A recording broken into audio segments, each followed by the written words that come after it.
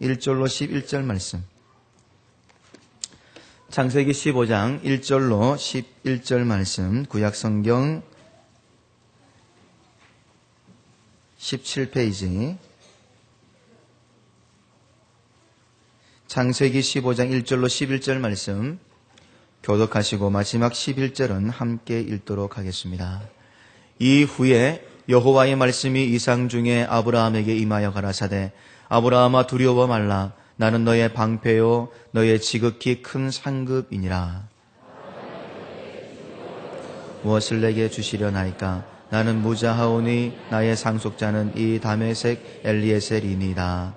아브라함이 또 가로되, 주께서 내게 씨를 아니 주셨으니 내 집에서 길리운 자가 나의 후사가 될 것이니이다. 여호와의 말씀이 그에게 임하여 가라사대, 그 사람은 너의 후사가 아니라 내 몸에서 날 자가 내 후사가 되리라 하시고, 그를 이끌고 밖으로 나가 가라사대, 하늘을 우러러 무뼈를 셀 수 있나 보라. 또 그에게 이르시되, 내 자손이 이와 같으리라.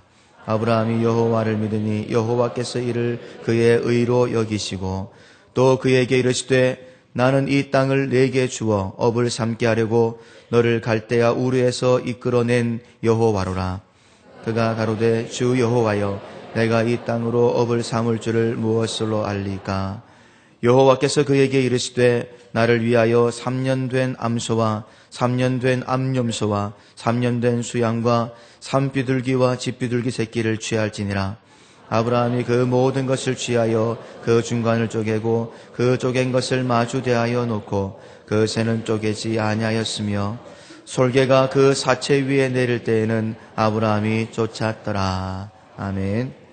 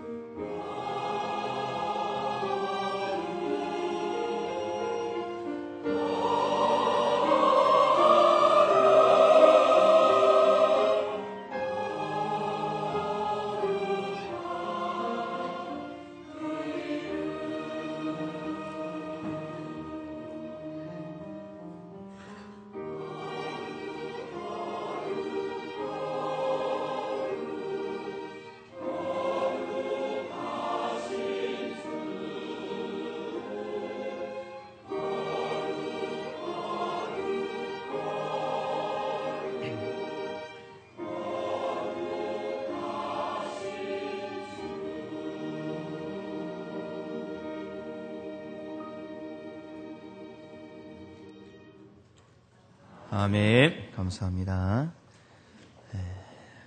지극히 찬양하겠습니다.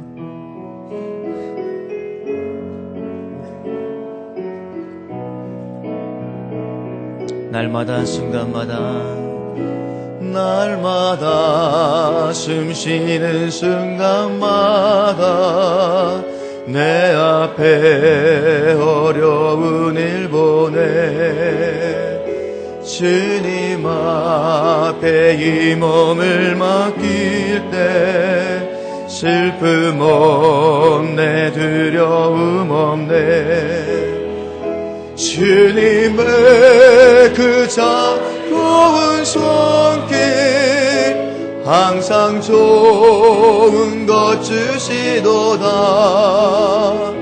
사랑스레 아픔과 기쁨은 수고와 평화와 날마다 주님 내 곁에 계셔 날마다 주님 내 곁에 계셔 자비로 날 감싸주시네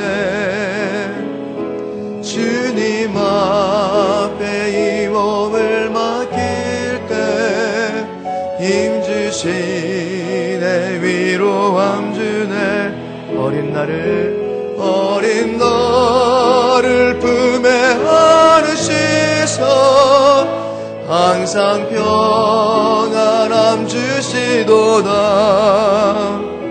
내가 살아 숨을 쉬는 동안 살피신 나 약속하셨네 인생의 어려운 순간마다 주의 약속 생각해보네 내 맘속에 믿음 잃지 않고 말씀 속에 위로를 얻네 주님의 도우심 바라보며 모든 어려움 이기도다 흘러가는 순간순간마다 주님 약속 새겨 흘러가는 순간순간마다 흘러가는 순간순간마다 주님 약속 새겨봅니다. 아멘. 전홍재 목사님께서 두려움에서 확신으로 라는 제목으로 은혜의 말씀을 증가하시겠습니다. 은혜 많이 받으시기 바랍니다.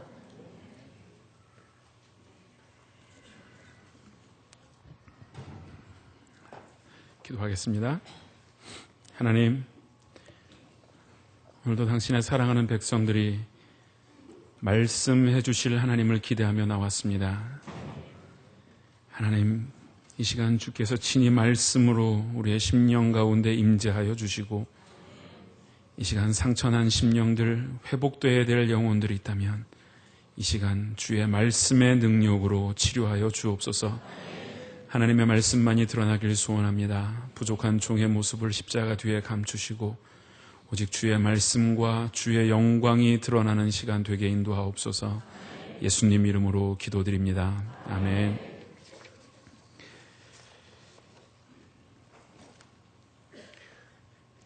오늘 본문의 시작은 1절이 이후에라는 말씀으로 시작을 합니다.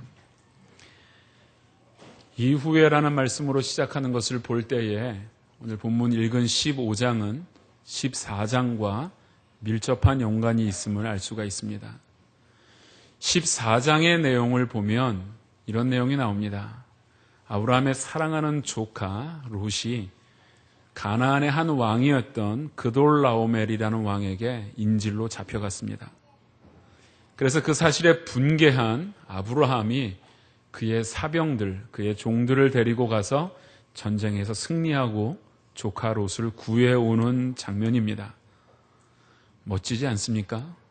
아브라함은 단지 아주 순진하고 믿음만을 쫓아가는, 그냥 우리가 아브라함 하면은 그에게서 전쟁의 모습을 떠올릴 수가 없었는데, 그런 14장에서 아주 멋진 모습으로 승리해서 돌아오는 개선 장군처럼 돌아왔습니다. 그리고 그가 정착한 땅으로 돌아왔을 때에 하나님께서 그에게 찾아오십니다. 우리가 상식적으로 생각해 볼 때 그렇게 전쟁에서 승리하고 돌아온 아브라함에게 당연히 하나님께서는 장하다 아브라함아, 너가 정말 멋지게 싸우고 돌아왔구나, 이렇게 칭찬을 해 주셔야 될 테인데, 오늘 하나님께서 1절에 주시는 말씀은 아브라함에게 칭찬과 격려가 아니었어요. 처음 그에게 하시는 말씀은 두려워 말라 라는 말씀을 주고 있다는 사실입니다. 이상하지 않습니까?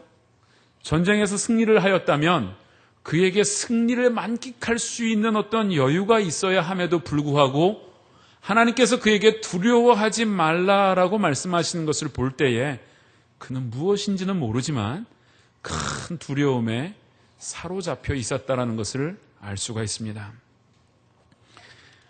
그런데 우리가 이 사실을 가만히 성경을 돌이켜보면 그가 이긴 싸움이 그의 힘으로 싸운 것이 아니었다라는 것이죠. 그의 사병 318명을 데리고 가서 싸웠던 그 상대방, 적들이 누구였냐 하면 비록 가나안의 한 도시를 이룬 도시국가 형태였지만 자그마치 네 나라와 싸움을 벌인 거예요. 가나안 연합군과 하찮은 종들, 전혀 훈련되지 않은 이들을 데리고 가서 전쟁을 하고 싸움에서 이긴 것입니다. 아마도 그 전쟁은 분명한 기습작전이었을 겁니다. 게릴라성의 전투였죠. 갑자기 들어가서 그의 조카 롯만을 구해오는 그런 전투였습니다. 그 전투를 벌이고 그가 돌아왔습니다. 그리고 그는 곰곰이 생각을 해봅니다. 큰일 났어요. 가나안 연합군들이 자신들의 정체, 아브라함과 그의 군사의 정체를 알고선 아하, 걔네들 별거 아니구나. 그래서 그들이 다시 전열을 재정비해서 쳐들어온다면 아무런 힘도 못 쓰고 당해야 하는 상황, 그 상황이 오늘 15장의 시작이라는 겁니다. 그가 전쟁에서 승리를 하였지만 그것은 기습작전에 불과한 전투였고 이제 그는 오히려 가나안의 연합군들이 쳐들어올 것을 두려워하며 있는 그 장면, 그것이 오늘 본문의 시작이라는 것입니다. 여러분, 아브라함은 지금 어떤 환경적인 요소가 변해 있었습니다. 환경적인 요소가 불안해지기 시작했습니다. 주변에서 가나안 연합군이 쳐들어오는 것 같은 두려움 속에 사로잡혀 있었습니다. 그 두려움이 아브라함에게 생기자 이상하게도 아브라함에게 나타난 하나의 모습이 있는데 믿음의 뿌리가 흔들리고 있다는 사실이에요. 환경의 어려움이 찾아오니까 단지 그것을 환경으로 본 것이 아니고 그 환경 때문에 자신의 믿음의 본질, 하나님을 향한 신뢰, 이것조차도 흔들리고 있음을 볼 수가 있습니다.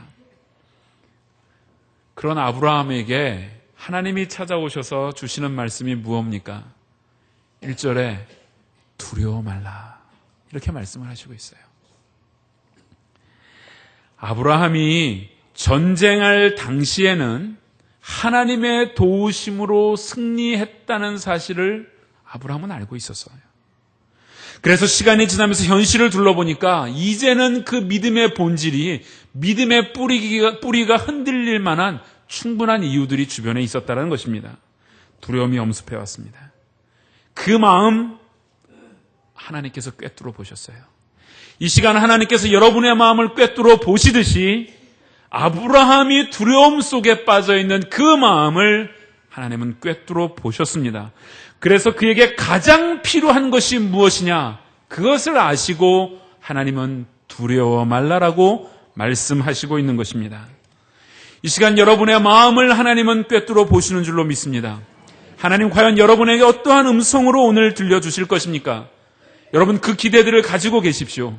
하나님께서 여러분의 각 처한 환경들은 다르지만 하나님께서 여러분에게 찾아오셔서 주시는 말씀이 분명히 있을 것입니다. 여러분, 하나님이 자신을 소개하는데요, 무엇이라고 소개를 했냐 하면 나는 너의 방패다. 오늘 본문을 보니까 1절에서 두려워 말라, 나는 너의 방패요 너의 지극히 큰 상급이다, 이렇게 약속해 주시고 있어요. 참 재미있는 거는요, 하나님께서는 항상 당신의 성도들을, 당신의 교회를 찾아가실 때마다 그 교회에 처한 상황을 잘 알고 가장 필요한 모습으로 만나주신다는 거예요. 소아시아 교회가 있었지 않습니까? 계시록에 나오는 그 소아시아에 보면 교회의 어떠한 권위가 흔들리고 있는, 그리고 그 교회의 목회자의 권위가 흔들리고 있는 그 교회에 찾아가서 하시는 말씀은, 주님께서 어떠한 모습으로 찾아가셨냐면은 7별 사이를 왕래하시는 권위 있는 모습으로 찾아가셨어요.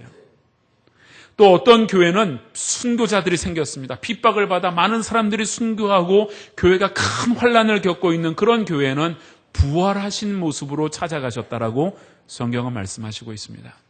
이런 것과 같아요. 만약에 우리 교회가 여기저기 교회 건물이 낡아서 막 허물어졌어요. 벽도 허물어지시고 이러면, 허물어지고 그랬으면 주님이 어떤 모습으로 찾아오시냐면 이쪽 손에 망치 하나 들고 이쪽 손엔 톱 들고 오셔서 내가 고쳐주마, 이렇게 찾아오신다는 얘기예요.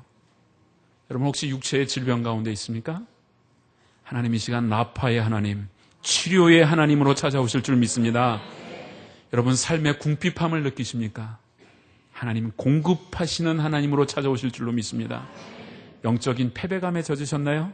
니시의 하나님, 승리의 하나님으로 오늘 이 시간 여러분 가운데 찾아와 주실 줄로 믿습니다.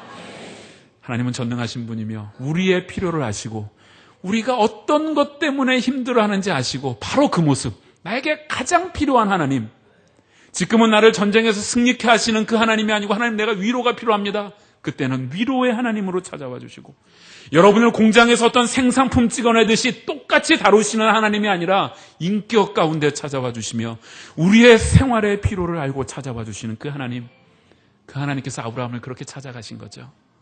두려워하고 있는 그 아브라함에게, 전쟁이 지금 닥칠 것 같은 그 두려움을 빠진 아브라함에게 하나님께서, 아브라함아 염려 마라, 나는 방패다, 나는 그 어떤 것도 뚫을 수 없는 진정한 방패다, 너의 삶을 내가 막아주마, 너의 생명을 내가 지켜주마, 이렇게 약속하셨습니다.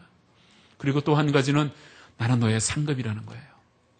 근데 무슨 상급이냐 하면 그냥 나는 너의 상급이다 이렇게만 말씀해 주셔도 너무너무 감사한데, 나는 너의 무엇이요? 지극히 상급이에요. 지극히 큰 최상급이에요. 더 이상의 좋은 게 없어요. 나는 너의 지극히 큰 상급이다. 여러분, 재밌지 않습니까? 하나님이 주시는 게 상급인 줄 알았는데 하나님 당신이 우리의 상급이라는 거예요. 하나님이 주시는 것만 상급이라면 그것만 붙들고 있으면 될 것 같고, 그거 눈에 보이는 것 같지만 여러분, 이건 언젠가 끝나는 일이에요. 그런데 알파와 오메가이시며 처음과 나중이시고 시작과 끝이신 하나님, 온 세계의 주인이신 하나님이, 그 하나님 당신이, 그 하나님 본인이 우리의 상급이란 말이죠. 아버지가 주는 선물 그것만을 바라보고 사는 게 아니라 그 선물을 주는 아버지를 보니 영원한 분, 여러분, 그것이 우리의 위로가 되는 겁니다. 이 시간 하나님께서 여러분의 방패가 되어주실 줄로 믿습니다. 하나님께서 여러분의 영원한 상급, 지극히 큰 상급인 줄로 믿습니다. 그런데요, 난 저 같으면요, 하나님께서 저에게 이상 중에 찾아오셔서 홍재야 두려워 말라, 뭘 그래 걱정하냐, 내가 너의 방패고 내가 승리의 하나님이고 내가 지극히 큰 상급이다 이러면 그저 그냥 넙죽 한번 절하고 감사합니다, 내 그 말씀 붙들고 살겠습니다, 그러고 그냥 힘을 얻을 것 같아요. 근데 아브라함이 문제가 있었어요. 그러지 않았어요. 2절을 보니까 아브라함이 그렇게 귀한 말씀을 주신 하나님에게 따져요. 뭐라고 얘기를 하냐면, 아브라함이 가로되 주 여호와여 무엇을 내게 주시려고 합니까? 나는 무자하오니 나의 상속자는 이 다메섹 엘리에셀입니다. 뭔가 불평을 들어놓고 있습니다. 왜 그러냐 하면, 아브라함이 실제로 부자가 되었고 하나님의 이 음성도 들었지만 현실적인 문제가 있었어요. 그 첫 번째가 혈통을 이을 자식이 없었고, 두 번째는 자신의 후손들이 함께 정착해서 살 땅이 없었습니다. 이 두 가지가 해결되지 않으면 아브라함에게는 다른 것들이 좀 만족된다 그래도 삶의 갈증이 해결되지 않는 문제였어요. 그래서 아브라함이 하는 말이, 내게 무엇을 주시려고 그런 말씀을 하십니까? 내 현실적인 문제는 다른 데 있습니다, 하나님. 그리고 불평하고 있습니다. 하소연하는 거죠.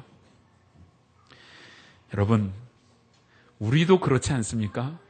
하나님이 말씀 가운데 우리에게 나는 너의 방패다, 나는 너의 상급이다, 그렇게 너는 나를 신뢰하면 된다 말씀하셨지만, 우리가 그 이유만으로 오늘 이 시간 예배가 끝나고 여러분이 이 문을 나가서 여러분의 삶의 현장에서 살아갈 때 날마다 그것이 내 삶의 승리가 되고 그것 붙들고 정말 영적인 승리를 누리며 살아갈 수 있느냐 하면은 실제로 그렇지 않은 문제들이 있다는 거죠. 이상하게 말씀은 공중에 떠다니고 현실의 문제는 자꾸 내 삶을 억누르고 있는 그런 경험들을 우리는 한단 말입니다. 이것은 실제적으로 우리가 믿음 생활하면서 겪는 상당한 난관이에요. 도대체 이 간격, 이 갭을 줄여야 되는데 현실과 하나님의 말씀, 믿음에 대한 이 갭을 줄여야지. 이걸 어쨌든지 하나가 돼야만 승리하며 살 수 있는데 도대체 현실 따로 믿음 따로 살 때가 있다는 문제죠. 이것이 우리의 삶의 큰 난관이며 날마다 실패하게끔 만드는 요인이 될 수 있다는 겁니다. 아브라함이 그랬죠. 아브라함은 방패요 상급임을 믿었지만 현실로 돌아가 보면 어때요? 자식이 없어요. 약속한 그 자식이 없단 말이에요. 아브라함이 믿음으로 말씀을 쫓아 자신의 고향 땅을 떠나올 때 하나님이 내 후손을 창대케 해주시겠다는 약속을 했는데 수많은 시간이 흘렀지만 여전히 자식이 없단 말이죠.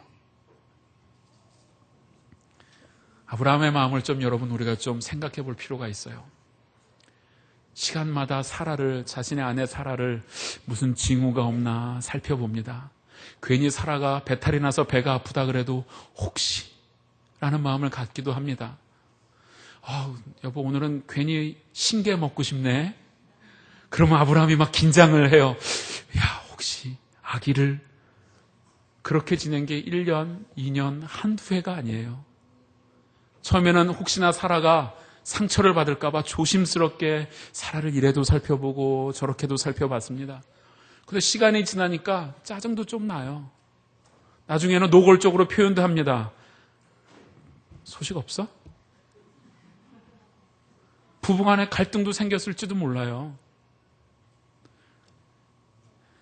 이제는 지쳤죠. 하나님이 제 방패인 줄 압니다. 하나님이 내 상급인 줄도 알아요.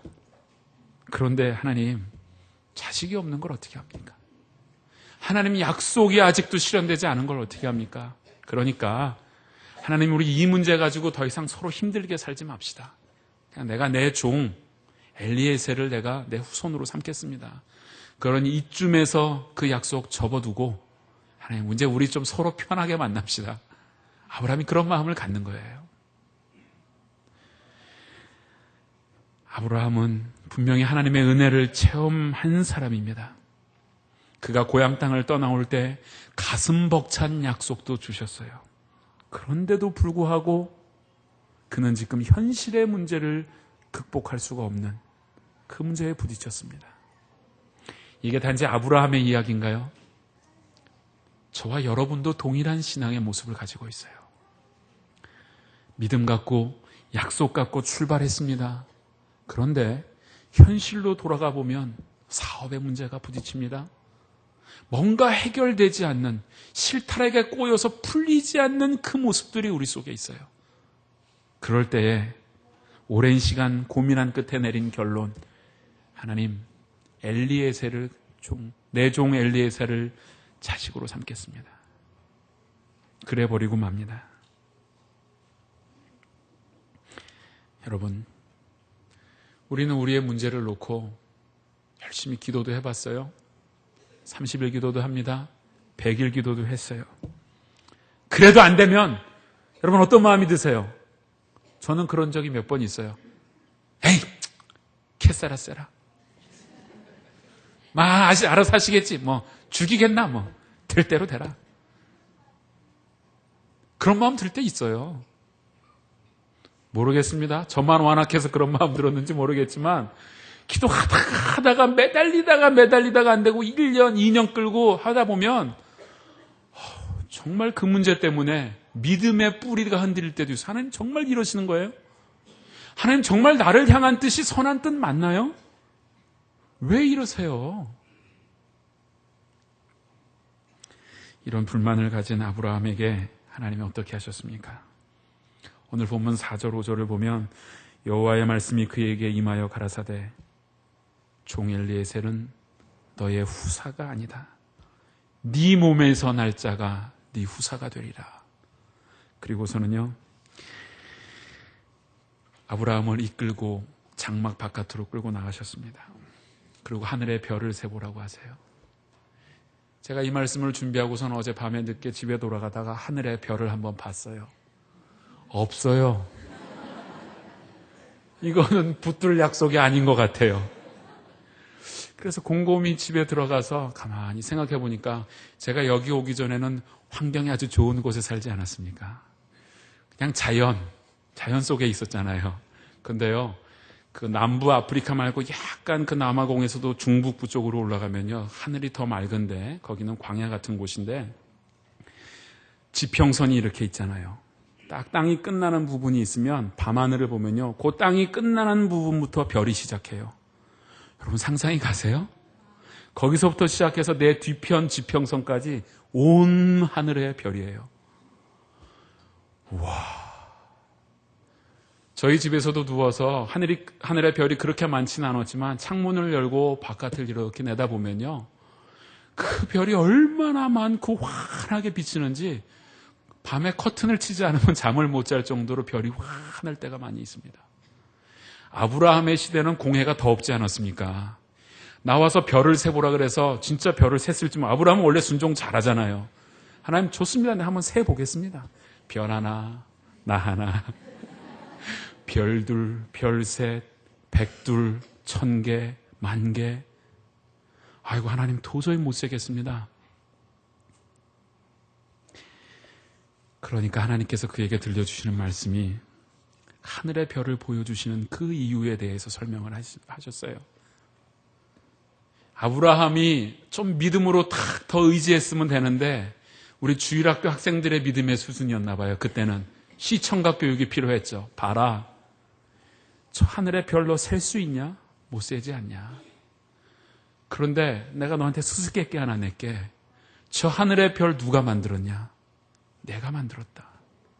아무것도 없는 상태에서 내가 만들었다.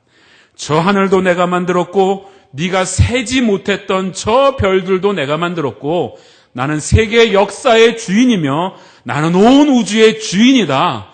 저 하늘의 수많은 별을 만든 내가 너의 후손을 주지 않겠느냐 이놈아. 하나님 그렇게 말씀하신 거예요.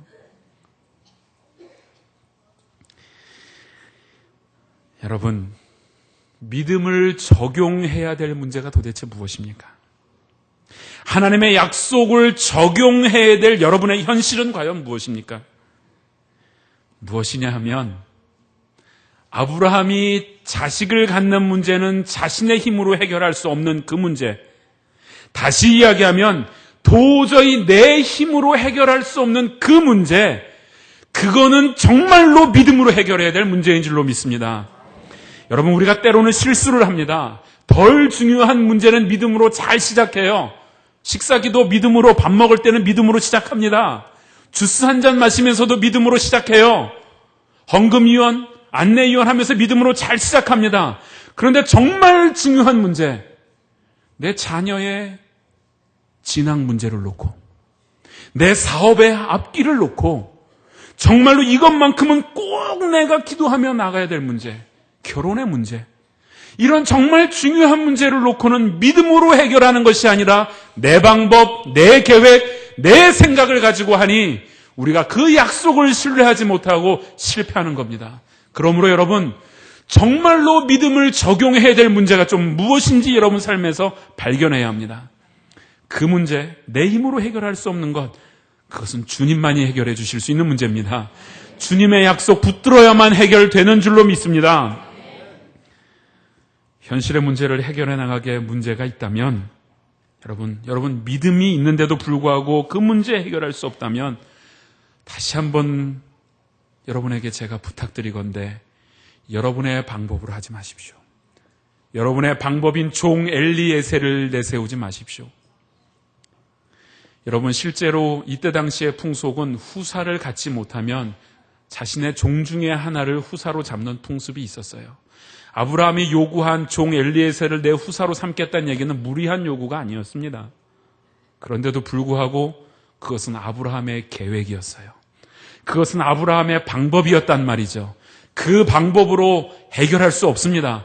하나님께서는 그것이 아니다, 내가 후손을 주리라고 약속하셨기에 인간의 방법, 인간의 계획인 엘리에셀, 우리의 삶에서 정리되어야 됩니다. 우리의 삶에서 뿌리 뽑아야 합니다. 내 삶에 아직도 내가 계획하고 있는 엘리에셀이 내 문제 해결할 줄을 알면 그거야말로 실패된 인생이고 실패한 삶을 사는 것입니다. 여러분의 인생에 엘리에셀이 있습니까? 여러분의 삶에 엘리에셀이라는 방법을 아직도 붙들고 무엇인가 해보려고 합니까?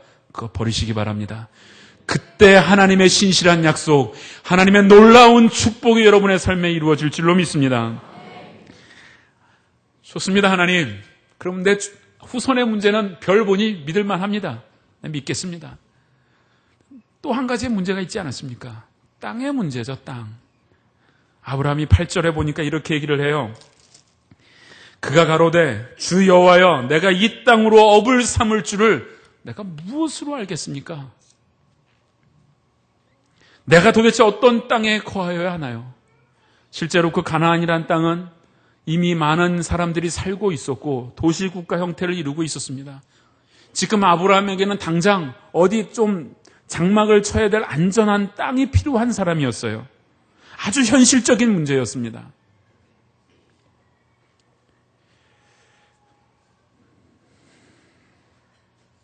아브라함은 하나님께서 나를 지켜주시는 징표가 된다면 이 땅의 문제를 좀 해결해야 되지 않겠습니까? 라고 자신의 문제를 털어놓고 있는 것이었어요.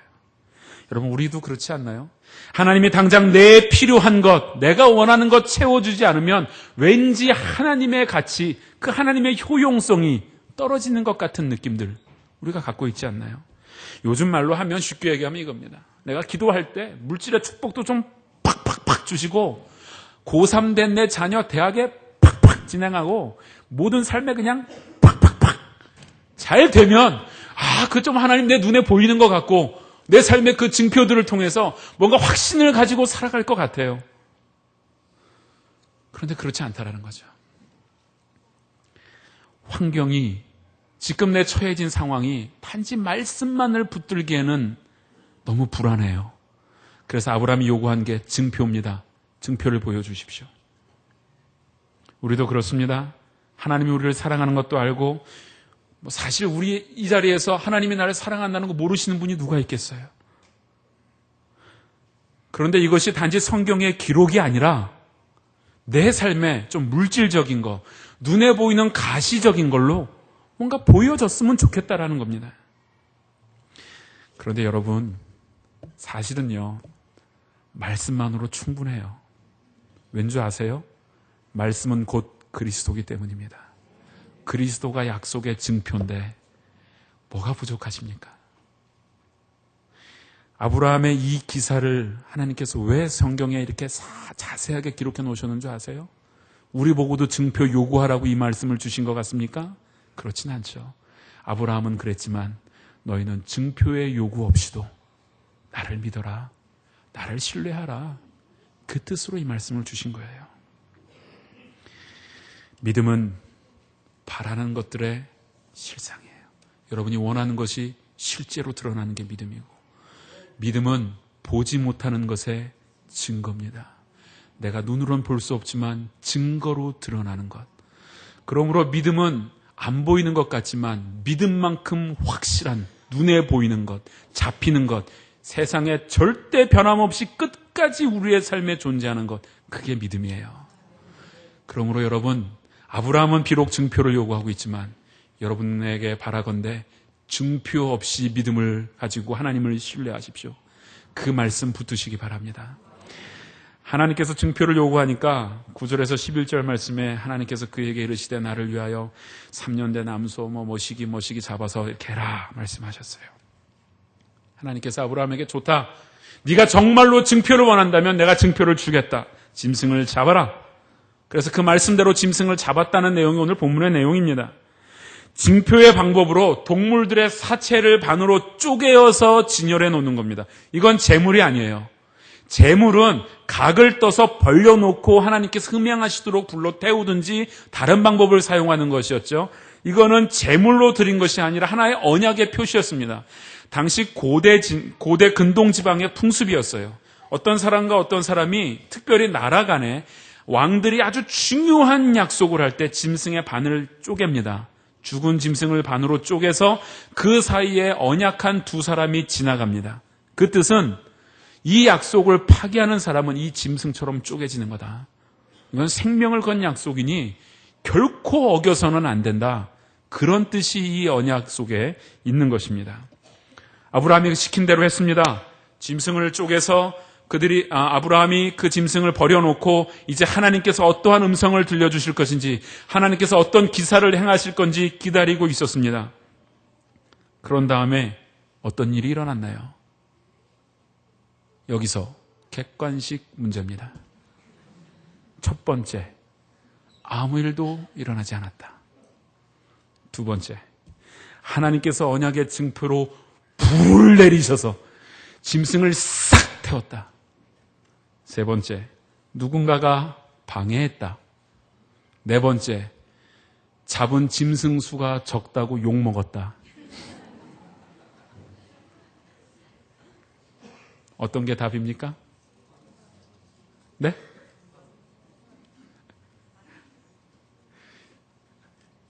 하여간 객관식만 나오면 헷갈려요. 주관식 했으면 뭐 딱 답이 나올 텐데 그것도 맞는 것 같고 저것도 맞는 것 같고. 여러분, 우리의 기대대로 다음 장면이 전개가 된다면 2번이 맞겠죠. 하나님께서 그 잡으신 짐승에 뭐 불을 내리시든지 태우든지 뭔가 기적을 보여주셔야 돼요. 그런데 아무 일도 행하시지 않은 것도 아니고 11절을 보니까 솔개가 그 사체 위에 내려왔어요. 그래서 아브라함이 그걸 쫓는다고 정신이 없어요. 하나님 뭔가 좀 약속을 하셨으니까 이제 딱 보여주실 것 같은데 어디서 이 짐승의 시체 냄새를 맡고 솔개들이 달려와서 자꾸 방해하는 거예요. 아브라함이 그거 쫓는다고 정신없고 밤이 돼가고 있다는 사실입니다. 여러분, 그게 바로 우리의 신앙의 편견이 하나 있는데, 말씀대로 짐승을 잡았다면 어떤 증표를 주는 것이 당연하잖아요. 그런데 그런 얘기는 없고 오히려 이상한 일, 더 방해되는 일이 생기고 있다는 사실이죠. 여러분, 우리가 여기서 무엇을 배울 수 있습니까? 우리의 신앙이 우리도 모르게 시대를 따라서 똑같이 인스턴트식 신앙으로 바뀌어졌어요. 기도하면 탁, 오늘 새벽에 기도하면 점심때 탁 이루어지면 얼마나 좋아요. 내가 이렇게 했으니까 당연히 하나님은 이렇게 해주시겠지. 어떤 수학 공식처럼. 하나님은요, 우리가 짜놓은 각본대로 역사하시는 분이 아닙니다. 내가 이렇게 하면 이렇게 해주시고 내가 또 이렇게 하면 이렇게 역사해주시는, 그렇게 응답해주시는 공식 같은 분이 하나님이 아니에요. 하나님은 우리의 요구에 순종을 한 다음에 하나님, 내가 이것을 모든 걸 다 했습니다라고 기다려도 어쩔 때는 침묵하실 때가 있습니다. 그래서 기다리고 또 기다리고 또 기다려야 할 때가 있어요. 아브라함이 시킨 대로 명령을 순종해 놨다면 하나님께서 임재를 직접 해주시고 무엇인가 1대1로 만나주셔서 뭔가 좀 해결점들을 보여주셔야 되는데 그렇지 않습니다. 왜 그런 줄 아세요? 하나님의 침묵은 때로는 응답보다 귀합니다. 여러분, 이 믿음 가지십시오. 내가 믿음으로 기도했는데 하나님이 침묵해 하신다고 낙심하지 마십시오. 하나님의 침묵은 그 기도 제목이 응답된 것보다 더 놀라운 은혜를 경험하게 하십니다. 여러분, 우리가 기도한 대로 다 응답됐다면 아마 우리는 수많은 사람들을 죽였을지 몰라요. 홧김에 기도한 거 있잖아요. 하나님, 글쎄 저 인간 기도대로 응답됐으면 여러분 남편도 돌아가셨고요. 하나님이 침묵하시고, 그래, 네가 오늘 홧김에 나와서 기도했지만 좀 기다려보자. 그러면서 기도 중에 뭘 배웁니까? 하나님의 성품을 배워요. 하나님 오래 참으심이 무엇인지 이제야 알겠습니다. 여러분, 바로 그겁니다. 하나님의 침묵은요, 굉장한 신앙의 열매를 우리 가운데 만들어주시는 하나님의 또 하나의 다른 응답인 줄로 믿습니다. 자식이 요구한 대로 응답했으면 우리 자식들도 어쩌면 멸망의 길을 가고 있을지 몰라요. 자식이 사달라는 거 다 사줬으면 매일 배탈을 알았을 거예요. 그러나 그렇게 하지 않습니다. 하나님이 우리를 그렇게 다루십니다. 여러분, 저는 이제 여러분에게 마지막으로 참으로 중요한 기독교의 핵심 진리의 한 말씀을 나누고자 합니다. 오늘 우리가 같이 읽지는 않았지만 17절 말씀을 함께 한번 읽어보겠습니다. 17절 말씀 시작. 해가 져서 어두울 때에 연기 나는 풀무가 보이며 타는 횃불이 쪼갠 고기 사이로 지나더라. 당시 풍습에 의해서 볼 때 계약을 체결한 자가 둘이서 그 쪼갠 짐승 사이로 지나가야 됩니다. 그것이 관례입니다. 그런데 지금 횃불이 쪼갠 고기 사이로 지나가더라. 이 횃불은 하나님의 임재를 말하는 거예요. 바꾸어 말하면 하나님만 지나가셨어요. 무엇을 의미합니까? 아브라함아, 이 약속, 이 언약 너에게는 아무런 책임이 없다. 하나님과 아브라함의 언약을 그 사이의 언약을 이루는 데 있어서는 내가 책임지겠다. 하나님께서 내가 주도적으로 이 일을 행할 테니 너는 잠잠히 지켜보거라. 그 말씀을 주시고 있는 것입니다. 하나님은 축복의 대가로 아브라함에게 어떠한 것도 요구하지 않으셨습니다. 그 모든 약속 이행의 책임은 나에게 있다. 하나님이 친히 그 저주받은 짐승 사이를 지나가셨습니다. 하나님 혼자서 생명을 거셨고 하나님이 그 저주받은 짐승들처럼 저주받는 그 약속, 그 저주를 대신 받으셨다는 사실입니다. 하나님께서는 친히 멸시와 천대를 받으시는 한이 있다 하더라도 아브라함과 그의 후손에게 주신 약속 반드시 지키겠다. 그거 보여주시고 있는 겁니다. 여러분, 2000년 전 갈보리 언덕 십자가에 예수 그리스도는 혼자 달리셨어요. 하나님과 언약 백성인 우리가 그 언약을 파기하고 그 언약에 대한 불신 속에 있었지만 하나님 신실하게 자신의 약속을 지키시며 당신의 독생자 예수 그리스도를 십자가에 내어 주셨습니다. 저주의 죽음으로 죽게 하셨어요. 왜요? 약속 때문이었습니다. 여러분, 무엇을 마음에 느끼십니까? 하나님 그 약속 주신 말씀 지키시기 위해 자신의 독생자 예수 그리스도도 아낌없이 주셨다면 과연 우리에게 그 약속을 이행하지 못할 이유가 무엇이 있겠습니까? 하나님 자신의 아들 예수 그리스도를 죽음으로 내모셨다면 오늘 우리에게 그 약속을 지키시기 위해요. 무엇을 안 주시고 어떠한 것들을 우리를 향하여 하나님이 포기하시겠습니까? 절대 그렇지 않습니다. 자신의 아들을 아낌없이 주신 그 하나님이 오늘 저와 여러분의 아버지이며 오늘도 우리 가운데 말씀으로 약속하시는 분인 줄로 믿습니다. 그러므로 여러분, 이 시간 우리에게는 두 가지의 결단이 필요합니다. 그 약속이 우리의 현실을 이겨나가기 위해서는 두 가지의 결단이 필요한데, 첫 번째, 여러분의 삶에서 엘리에셀을 정리하십시오. 여러분의 계획, 여러분의 삶의 방법, 여러분의 수단 버리십시오. 정말로 약속을 붙들어야 합니다. 현실로 이길 수 없는 문제라면 그것은 하나님만이 해결해 주실 수 있습니다. 하나님 독생자를 주시는 그 약속까지 하셨다면 그 약속 이행하실 것입니다. 두 번째, 우리가 꼭 결단해야 될 일이 있다면 여러분, 인스턴트식 신앙, 그거 포기하십시오. 하나님 여러분을 아름답게 빚을 것입니다. 오랜 연단 끝에 하나님이 더 아름다운 보석과 같은 우리의 인생 만들어 주실 것입니다. 이제서야 아브라함 안심이 됐습니다. 바로 그거예요. 이제는 두려워하지 않았습니다. 두려움에서 확신으로, 불안에서 평안으로 그의 인생이 바뀌었던 것입니다.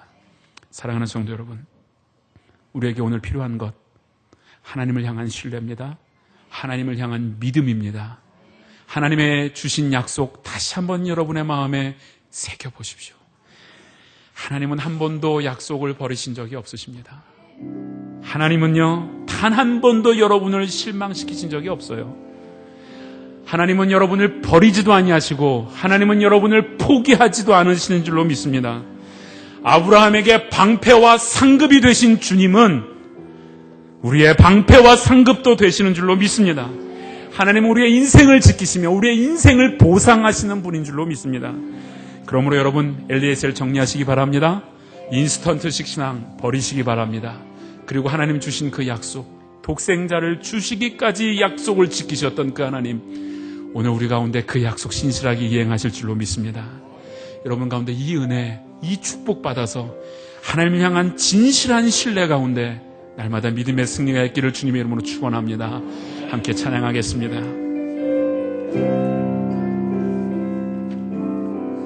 하나님 한 번도 나를 실망시킨 적 없으시고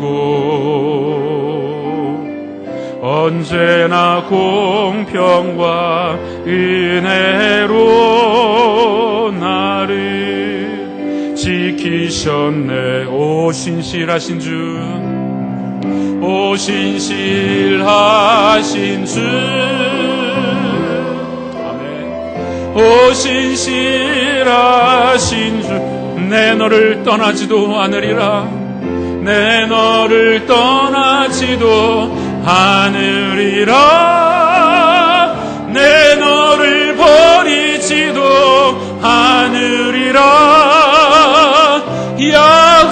약속하셨던 주님, 그 약속을 지키사 이후로도 영원토록 나를 지키시리라 확신하네. 지나온 모든 세월들 돌아보아도 오 하나님, 그 어느 것 하나 주의 손길 안 미친 것 전혀 없습니다. 하나님,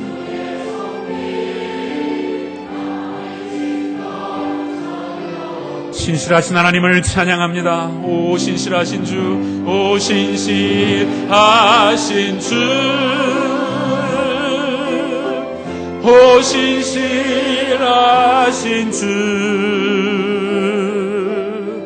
내 너를 떠나지도 않으리라. 내 너를 버리지도 않으리라. 약속하셨던 주님,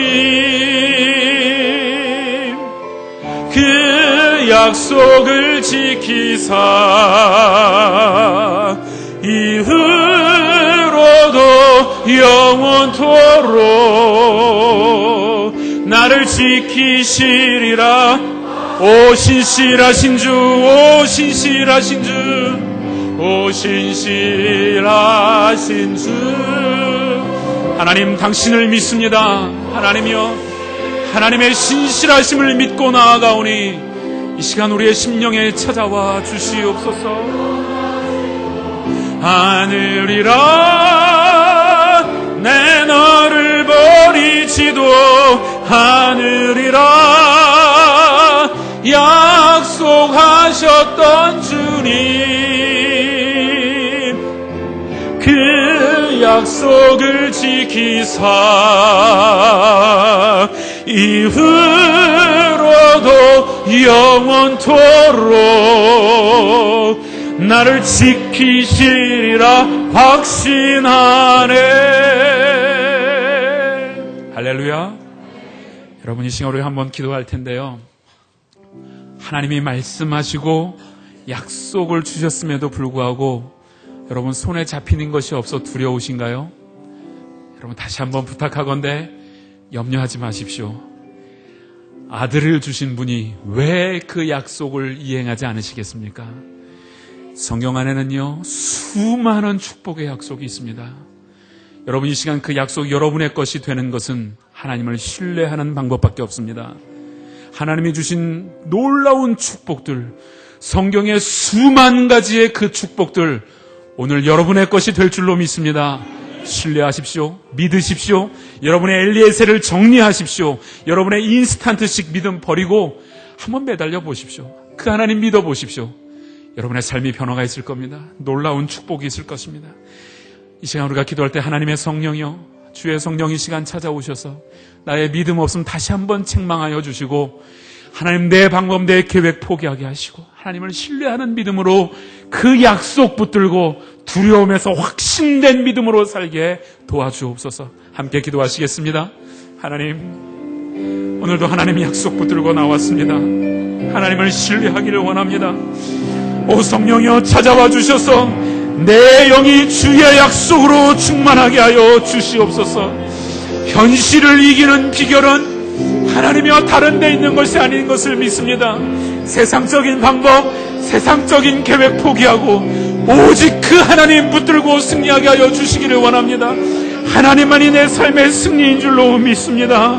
불안하고 두려웠습니다. 불평하며 때로는 하나님 응답하시지 않는 하나님의 침묵 때문에 내 삶에 고통이 있었지만 이 시간 다시 그 약속 붙들고 나아가오니 하나님이여 우리 가운데 참으로 그 하나님의 놀라운 신실함들을 보여주시기를 원합니다. 하나님을 의지합니다. 하나님 그 약속 붙드는 길이 살 길임을 고백하오니 오 하나님 우리 가운데 믿음으로 승리하게 하시고 하나님이여 그 믿음이 우리 안에 주장하여 우리의 삶에 하나님의 놀라운 축복들, 하나님의 놀라운 약속들이 내 것이 되게 하여 주시고 내 삶에 온전히 이루어짐을 발견하며 나아갈 수 있도록 역사하여 주시기를 원합니다. 모든 성도들의 심령을 주께서 주장하여 주셔서 그 아름다운 약속들이 내 삶의 약속이 될 수 있도록 하나님 도와주시기를 원합니다. 하나님이여 그 약속 붙들고 승리하는 자들 되게 하시고 더 이상 나의 인내 없음을 하나님이 용서하여 주시고 눈에 보이는 것 없다고 불안해하고 불평해하지 않도록 하나님 도와주시기를 원합니다. 하나님의 신실한 약속 붙듭니다. 감사합니다. 주님 도와주시옵소서. 하나님의 약속을 붙드는 것만이 살 길임을 고백합니다. 내 계획이 살 길이 아니고 내 방법, 내 수단은 나를 더 어렵게 하는 것임을 배웁니다. 하나님, 내 현실, 내 힘으로 해결할 수 없는 그 문제, 오직 주의 약속을 붙들 때에 두려움에서 확신으로, 불안에서 평안으로 우리의 삶이 바뀔 줄로 믿습니다. 하나님을 신뢰하는 믿음 우리 가운데 허락하여 주옵소서. 오직 주의 말씀만을 붙들고 주님께서 주셨던 수많은 축복들, 수많은 약속들이 우리의 삶에 이루어질 수 있도록 주의 성령이여 역사하여 주옵소서. 이 시간 주님께 감사하는 마음으로 예물을 드립니다. 11조와 감사헌금, 주일헌금 및 각종 예물을 주님께 드리오니 하나님 이 믿음으로 드린 예물들이 쓰여지는 곳에 상한 심령들이 치유되게 하시고 죄에 빠진 영혼들이 구속의 은혜를 맛보는 귀한 역사가 있게 인도하여 주옵소서. 주 예수 그리스도의 이름으로 기도드립니다. 아멘.